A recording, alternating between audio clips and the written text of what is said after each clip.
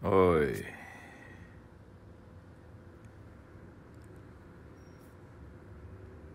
kisah dari Bengkulu ini. Asal mula nama Bengkulu. Tersebutlah seorang pangeran bernama Anak Dalam Muara Bengkulu. Ia putra Ratu Agung yang bertahta di Kerajaan Serut. Ia mempunyai 6 saudara. Adik bungsunya seorang perempuan bernama Putri Gading Cempaka. Ketika Ratu Agung wafat, Anak Dalam Muara Bengkulu dinobatkan menjadi Raja Serut yang baru.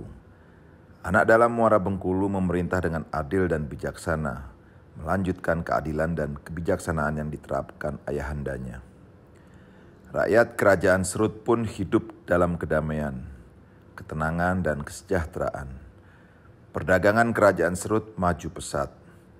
Hasil hutan dan perkebunan Kerajaan Serut banyak dibeli para pedagang yang diantaranya berasal dari negeri-negeri yang jauh dari Kerajaan Serut. Putri Gading Cempaka tumbuh menjadi gadis yang sangat cantik wajahnya. Amat elok pula perangainya. Tidak sedikit lelaki yang mengidam-idamkan dapat hidup bersanding dengan adik bungsu Raja Anak Dalam Muara Bengkulu itu. Syahdan, kecantikan Putri Gading Cempaka diketahui oleh seorang pangeran dari Kerajaan Aceh. Sang pangeran yang terpikat segera mengutus utusan untuk datang ke Kerajaan Serut guna meminang Putri Cempaka Gading.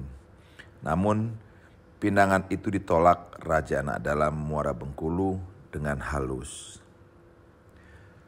Penolakan itu membuat putra Raja Aceh menjadi berang. Segenap kekuatan Kerajaan Aceh segera disiagakan. Dengan menaiki kapal-kapal perang, berangkatlah kekuatan Kerajaan Aceh untuk menyerang Kerajaan Serut.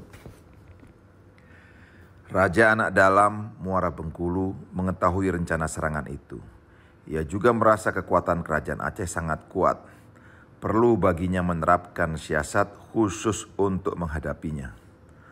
Untuk menghambat laju gerakan dan juga mencegah kapal-kapal Kerajaan Aceh itu mendarat di wilayah Serut, maka hanyutkan batang-batang kayu di hulu sungai. Perintah Raja Anak Dalam Muara Bengkulu. Para prajurit Kerajaan Serut pun bersiaga. Mereka menebang pepohonan dan menyiapkan batang-batang kayu di pinggir sungai di bagian hulu. Bala tentara Kerajaan Aceh akhirnya tiba. Kapal-kapal perang mereka melewati sungai, siap menggempur Kerajaan Serut.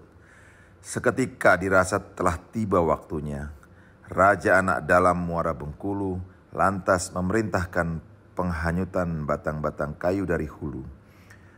Para prajurit dan juga penduduk bahu-membahu menghanyutkan batang-batang kayu itu untuk menghambat laju gerakan bala tentara Kerajaan Aceh. Para prajurit Kerajaan Aceh terperanjat ketika melihat banyaknya batang-batang kayu yang hanyut di sungai dari arah hulu. Mereka bekerja keras untuk menghindarkan kapal yang mereka naiki karena batang-batang kayu. Namun demikian, tak urung kapal-kapal perang mereka terkena batang-batang kayu itu, dan laju pergerakan mereka menuju pusat Kerajaan Serut menjadi terhambat. Mendapati kenyataan itu, beberapa prajurit Aceh berseru, "Empang kahulu, empang kahulu." Panglima Perang Kerajaan Aceh terus menyerukan agar menghindari dan menyingkirkan batang-batang kayu yang hanyut itu. Berkat kerja keras mereka, kapal-kapal mereka akhirnya dapat melaju dan mendarat di sebuah kaki bukit. Seketika mendarat, para prajurit Aceh itu berlompatan ke daratan. Para prajurit Serut yang telah menunggu segera menyerbu. Maka peperangan yang dahsyat segera terjadi di bukit itu. Kedua belah pihak berperang dengan gigih.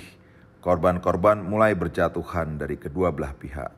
Namun hingga perang berlangsung beberapa saat, belum juga terlihat kekuatan mana yang lebih unggul.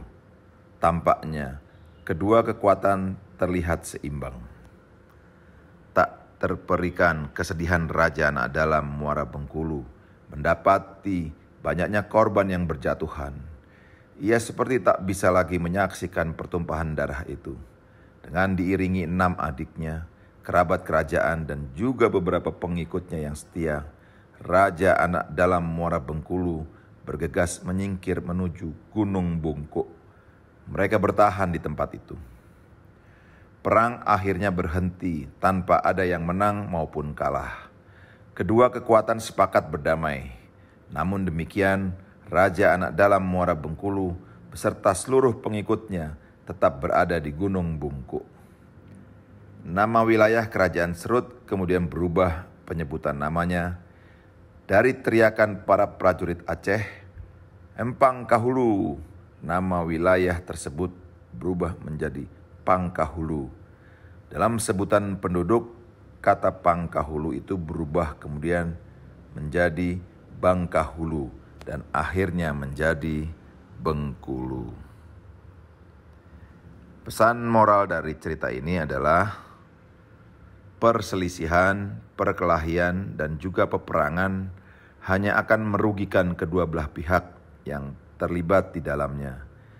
Tidak ada kemenangan sejati dalam peperangan, namun kehancuran pasti akan dirasakan. Salam Oi.